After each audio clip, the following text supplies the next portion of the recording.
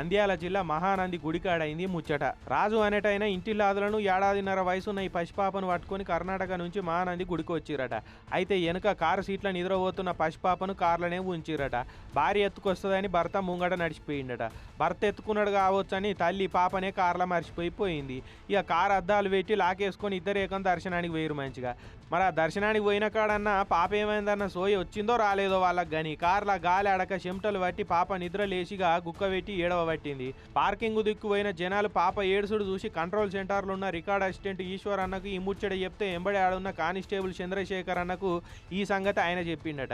ఇక ఇద్దరేకం ఉరికిపోయి అరశేఖను ఆలస్యం చేయకుండా కారద్దం బలగొట్టిరు. ఏడుస్తున్న పసిపాపను బయటకు తీసి ఎత్తుకొని వాళ్ళ కంట్రోల్ సెంటర్కు తీసుకపోయారు. ఇక కంట్రోల్ సెంటర్ నుంచి కార్ నెంబర్ చెప్పి పలానా కార్ల పసిపాప దొరికింది, పాప తల్లిదండ్రులు ఎంబడే అర్జెంటుగా కంట్రోల్ సెంటర్ కాడికి రాని మైకులో చెప్తే దర్శనం చేసుకొని పావుగంట 20 నిమిషాలకు వచ్చిరట అవ్వయ్యలు ఇద్దరు తాతిపరంగా.